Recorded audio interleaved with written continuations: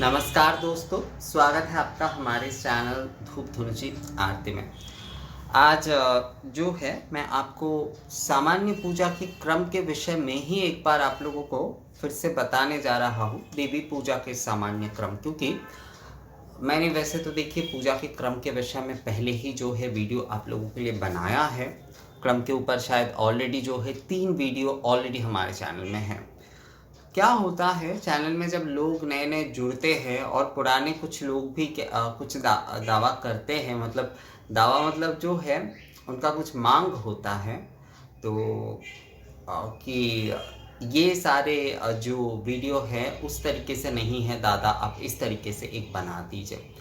तो उनका भी मांग होता है जो पुराने होते हैं, और नए वाले जो होते हैं उनके तो विषय अलग ही होते हैं। तो पहली बात, बहुत सारे लोग ये भी कह रहे हैं कि वासंतिक नवरात्रि के विषय में जो लोग बात कर रहे हैं कि महापूजा के क्रम के बारे में बताइए। तो पहली बात जो है, महापूजा के क्रम आदि ये सब कुछ जो है ना, यूट्यूब में मैं आपको अगर पूरा बताने जाऊँ भी तो बहुत सारे समय आप लोगों को समझ में नहीं आएगा। मैंने महापूजा के बहुत सारे कुछ विधि आदि कई समय बताने की कोशिश किए हैं, तो बहुत सारे लोगों ने मुझे कमेंट्स करके बाद में कहा है कि वो सारी चीज़ें दादा पूरी तरीके से समझ में नहीं आया, सिर के ऊपर से चला गया। यही होता है असल में जो है। तो सबसे पहले सामान्य विषयों को, साधारण विषयों को एकदम जो है 100% जो है उन विषयों को अपने भीतर जो है ग्रहण कर लीजिए। उसके बाद ही महापूजा आदि जो है ये सब कुछ समझ पाएंगे। अगर साधारण सामान्य पूजा आदि को ही, मैं खुद ही जो है अभी भी साधारण और सामान्य पूजा का ही प्रैक्टिस करता हूँ, क्योंकि महापूजा में जाने से पहले आपको उस विषय को पूरी तरीके से ग्रहण कर लेना होता है। और मुझे नहीं लगता कि अभी भी मैं जो है साधारण पूजा ही सही तरीके से कर पाता हूँ, तो इसीलिए उस विषय को पूरी तरीके से ग्रहण कर लेना होता है। तो सामान्य पूजा के क्रम ही जो है मैं आप लोगों के लिए जो है एक बार फिर से जो है समझाते हुए बता रहा हूँ कि किसके बाद क्या क्रम होनी चाहिए। और देखिए, ये एक सामान्य क्रम है। ये कई जो है पारिवारिक नियम के अनुसार, कई प्रदेश के अनुसार और हर किसी के अपने जो है परंपरा अनुसार भी बदल सकते हैं। बदल सकते हैं का मतलब जो है इसमें ऑर्डर नहीं बदलेगा। जो मैं ऑर्डर में आप लोगों को बता रहा हूँ वो नहीं बदलेगा। पर बदलने में क्या होता है कि कई समय जो है जो विधि मैं यहाँ पर आप लोगों को बता रहा हूँ वो विधि शायद आगे पीछे हो सकते हैं या फिर उसमें कुछ ऐड हो सकते हैं। यही विषय है। ऑर्डर में कुछ जो है परिवर्तन नहीं होता है। परिवर्तन यही होता है या तो उसमें कुछ नए विषय जुड़ जाते हैं, मतलब नए कुछ विधि आदि, नए कुछ विषय। नए का मतलब होता है कि उनके परंपरा के हिसाब से जो है कुछ विषय आदि जो है वो उसमें जुड़ते हैं, और जो है उसमें कुछ विधि आदि जो है, जो मैं जैसे कि गुरु पूजा के विषय में मैं कह रहा हूँ, तो जिनके गुरु दीक्षा आदि है उनके हो सकते हैं, उनके परंपरा में गुरु पूजा के कुछ विषय जो है वो अलग है या फिर आगे पीछे उस प्रकार से होते हैं। पर ये मैं यहाँ पर आप लोगों को सामान्य क्रम बता रहा हूँ, मतलब ये सभी के लिए जो है। तो सर्वप्रथम आचमन में जो है, ये आचमन जो है ये साधारण आचमन होता है। अर्थात जो है हम जब भी कुछ कार्य करने बैठते हैं या शुभ कार्य करने बैठते हैं, जैसे कि पहले के समय में जैसे अध्ययन करने भी बैठते थे गुरुगृह में जाकर, जो है अभी भी जो है गुरु दीक्षा आदि के समय या फिर जो है कोई भी आप जो है गुरुकुल में जाते हैं या कुछ अध्ययन करने जाते हैं इस प्रकार का, तो वहाँ पर सबसे पहले आपको आचमन कराया जाता है। ये आचमन जो है ये साधारण आचमन होता है। और जैसे कि तांत्रिक आचमन भी है तो वो भी किया जा सकता है, मतलब दोनों ही आप कर सकते हैं। पर ये जो है ये सामान्य अर्घ की जो है आचमन के विषय नहीं है। सामान्य अर्घ की जल से जो आचमन होता है उसे एक्चुअल में जो है विशेष आचमन कहा जाता है। वो भी आचमन ही है, पर समझाने के लिए उसे जो है विशेष आचमन कहा जाता है। अर्थात जो है आप सर्वप्रथम जो आचमन कर रहे हैं वो साधारण आचमन है। उसके लिए आपको सामान्य अर्घ आदि स्थापन करने की ज़रूरत नहीं है। आप एक जो है दूसरा आचमन ही रख सकते हैं, या फिर एक कलश में जो है जल होता है उसमें से लेकर ही जो है आप आचमन कर सकते हो। ओम विष्णु ओम विष्णु ओम विष्णु, या फिर नारायणाय नमः, माधवाय नमः, केशवाय नमः, नारायणाय नमः, हस्त प्रक्षालन ऋषिकेशाय नमः। उसके बाद जैसे कि अगर आप तंत्रोक्त आचमन भी करना चाहते हैं, आत्म तत्वाय स्वाहा, विद्या तत्वाय स्वाहा, शिव तत्वाय स्वाहा, तो इस प्रकार से जो है ये साधारण आचमन आपको करना है। इसके ये विशेष मतलब सामान्य अर्घ का आचमन तभी होता है, सामान्य अर्घ के जल से, तीर्थादि के जल कहा जाता है उसे, क्योंकि सभी तीर्थों का आवाहन होता है उसमें। तो तीर्थादि के जल से आचमन जो है वो सामान्य अर्घ स्थापन के बाद होता है। ये जो है ये पूजा शुरू के जो है प्रथम कर्तव्य है नॉर्मल आचमन। तो आचमन, इसके बाद विष्णु स्मरण, सर्वमंगल मांगल्ये वरेण्यं वरदं शुभं नारायणं नमस्कृत्यं सर्वकर्माणि कारयेत। ये जो है ये विष्णु स्मरण है। इसके बाद जो है मतलब इसके साथ और भी मंत्र है, जैसे माधव माधव हृदय माधव माधव, ये पूरा का पूरा विषय ही जो है ये विष्णु स्मरण कहा जाता है। इसके बाद पवित्रीकरण, अपवित्र पवित्र वा, ये सारे विषय। इसके बाद जो है देखिए मैं ऑर्डर जो है वो डिस्क्रिप्शन में लिख दूंगा, पर यहाँ पर मैं आप लोगों को जो समझा रहा हूँ उसे ध्यान से समझिए। इसके बाद गंध्यादि अर्चन, धूप पात्र पूजन।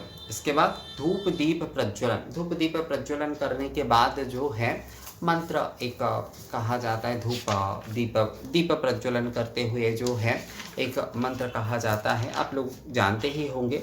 ओम तंग ज्योति श्रीरविश चंद्र विद्युत सौवर्ण तारका सर्वेशात ज्योतिषम ज्योतिर्दीप ज्योति स्थिते नमः। ये होता है ज्योति प्रज्वलन, यानी कि आप पूजा के लिए सर्वप्रथम जो दीप प्रज्वलन कर रहे हैं, धूप दीप जब आप प्रज्वलन कर रहे हैं तो उस धूप ज्योति दीप ज्योति को नमन करते हुए ये मंत्र जो है वो होता है। इसके बाद सामान्य अर्घ जो है वो स्थापन, इसके बाद सामान्य अर्घ स्थापन। इसके बाद जो है आसन शुद्धि, इसके बाद कर शुद्धि। यहाँ पर एक चीज विषय मैं जो है आप लोगों को बता दूं, ये सामान्य अर्घ स्थापन और आसन शुद्धि कर शुद्धि के बाद जो है गुरु पंक्ति प्रणाम भी किए जाते हैं। गुरु पंक्ति प्रणाम मतलब जो है गुरुभ्य नमः, परम गुरुभ्य नमः, ये जो होता है ना ये इसी समय ये गुरु प्रणाम होता है।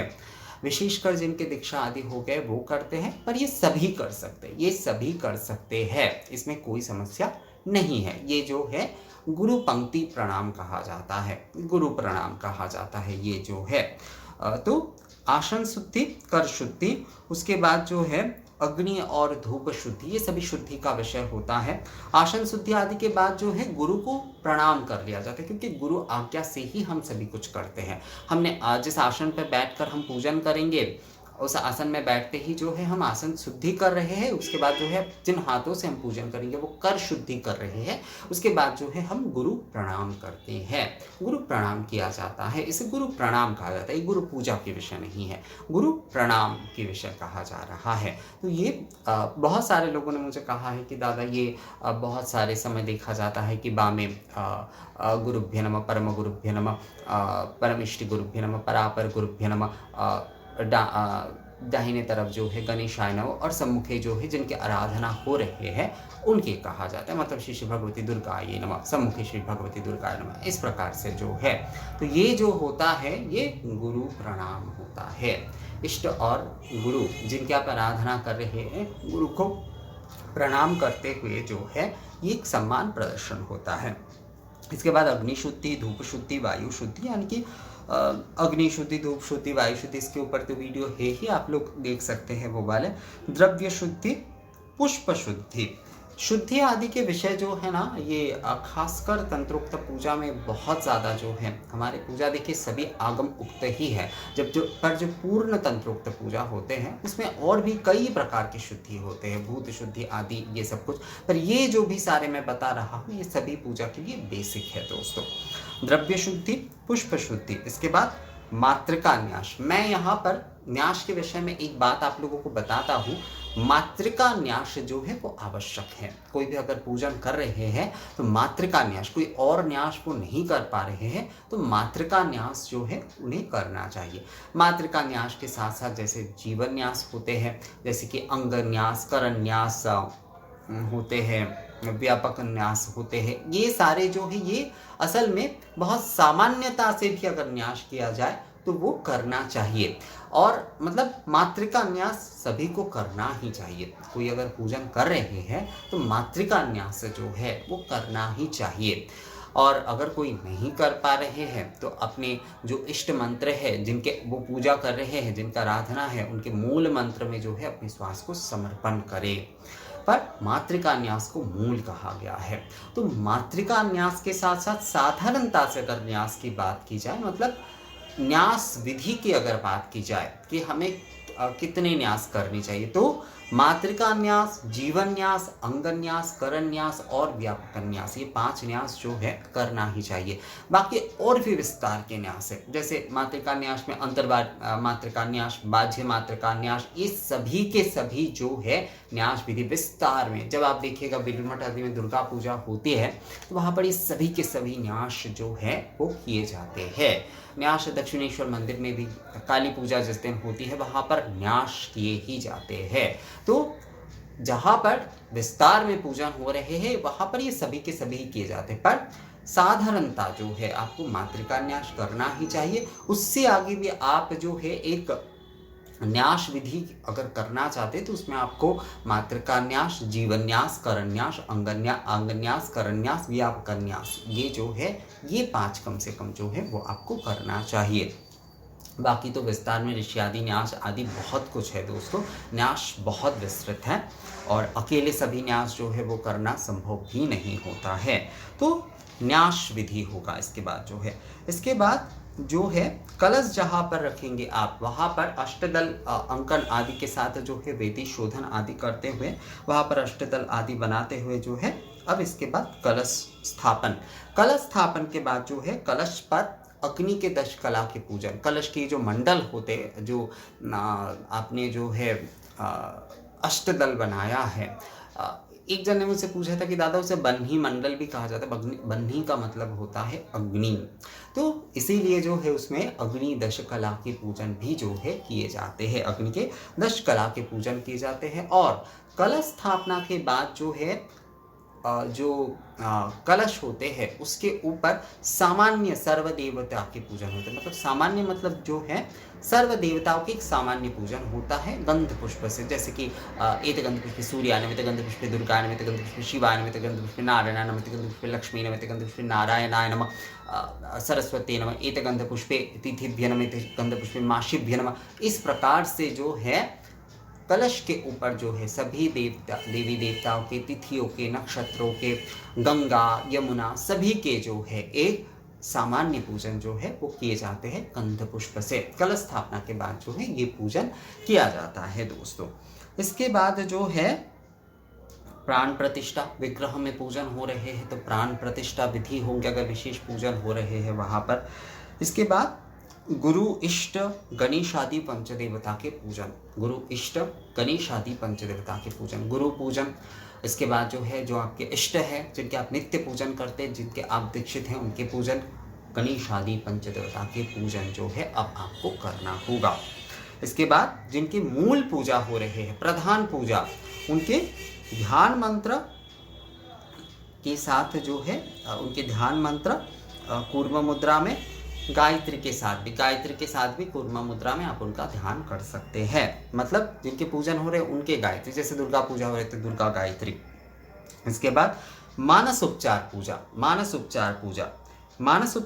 के बाद एक बार फिर से जो है ध्यान करना होता है, क्योंकि एक बार ध्यान करते हो मानस उपचार पूजा, दूसरे बार ध्यान करते हो अब जो है हम वाच्य उपचार मतलब षोडशोपचार, दशोपचार आदि पूजा विधि में जो है हम प्रवेश करेंगे। तो मानस उपचार पूजा, उसके बाद जो है मुख्य उपचार की पूजा विधि। मुख्य उपचार मतलब आप दशोपचार, पंचोपचार में कर रहे, दशोपचार में कर रहे, षोडशोपचार में कर रहे हैं, अष्टादश उपचार में कर रहे, जो भी उपचार में आप पूजन कर रहे हैं तो मुख्य पूजा में अब आपका प्रवेश।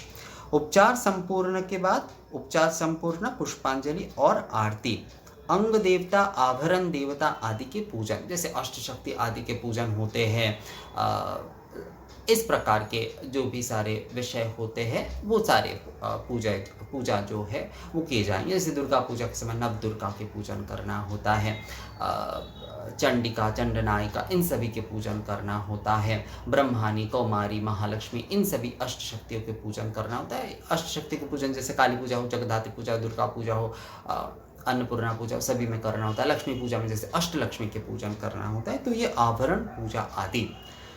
इसके बाद जो है अंग देवता आदि के और भी, जैसे कि शिव पूजन हो रहे हैं, नारायण पूजन हो रहे हैं, ये सभी के सभी मतलब सभी के सभी जो देवी देवता हैं उनके आपको पूजन करना है। जो जैसे कि अन्नपूर्णा पूजा हो रहे तो वहाँ पर तो शिव जी के पूजन भी करना होता है, चाहे आप पंचोपचार में ही कर रहे हैं पर वहाँ पर करना ही होगा विधिवत रूप से जो है।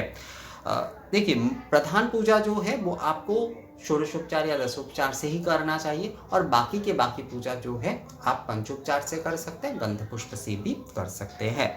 इसके बाद भोग आदि प्रदान जो है, भोग आदि प्रदान में जो आपके विधि है आप वही करिएगा। आपके अगर जो है मिठाई का भोग देने का नियम है वही करिएगा, पूरी सब्जी का है वही करिएगा। अन्न भोग, या अन्न भोग का मतलब होता है चावल आदि इस प्रकार का, खिचड़ी पुलाव आदि, पायशान्य आदि, ये सब कुछ भोग देने का है वही करिएगा। धूप भोग आदि है तो वही करिएगा। तो भोग आदि, इसके बाद धूप भोग सेवा, धूप भोग सेवा आदि मतलब भोग प्रदान, भोग में जैसे बना हुआ भोजन आदि, और उसके साथ धूप भोग आदि सेवा। इसके बाद भोग आरती, इसके बाद जो है कुलाचार से, ये कुलाचार की विधि है, धूप अर्चन, धुना पुराणों, ये सारे विधि आदि। इसके बाद जो है ये जो है ना, ये धुना पुराणों आदि ये धूप हवन के बाद भी किए जाते हैं। तो धूप अर्चन धुना पुराणों के बाद जो है होम और धूप हवन आदि, होम या दशांग धूप हवन आदि जो है वो करना होगा। और इसके बाद जो है पूर्ण आरती, इसके बाद जो है पूर्ण आरती करना होगा। आप जिस प्रकार से भी आप आरती कर रहे हैं, आप पंचोपचार में आरती कर रहे हैं, आप जो है धूप आराधना कर रहे हैं, दीप आराधना कर रहे हैं, जिस विधि से भी आप आरती करना चाहते हैं, तो उसके बाद जो है आपको पूर्ण आरती करना होगा। तो पूर्ण आरती के माध्यम से ही जो है आपकी पूजा की ये जो क्रम है ये संपूर्ण होता है। तो धूप हवन या फिर जो है हवन या फिर दशांग धूप हवन आदि के बाद जो है पूर्ण आरती करना होगा। आप महाआरती के तौर पर भी कर सकते हैं, मतलब आरती आपको करना ही होगा। ये आपके क्रम के जो है संपूर्णता है, इसीलिए इसे पूर्ण आरती कहा जाता है। तो पूर्ण आरती के साथ ही जो है आपकी पूजा के क्रम जो है वो पूर्ण होगा। तो मुझे लगता है आप लोगों को ये विषय जो है समझ में आ गया है, जिस तरीके से मैंने आप लोगों को बताया कि किस प्रकार से जो है क्रम अनुसार जो है पूजा विधि होता है। देवी पूजा के लिए या ये देव पूजा के लिए भी समान रूप से जो है यही है। तो इस विषय में अगर आप लोगों का और कोई सवाल आ दिए तो आप लोग मुझे कमेंट्स करके या मेल करके बोल सकते हैं। मिलते हैं आप अगले वीडियो में, तब तक के लिए नमस्कार।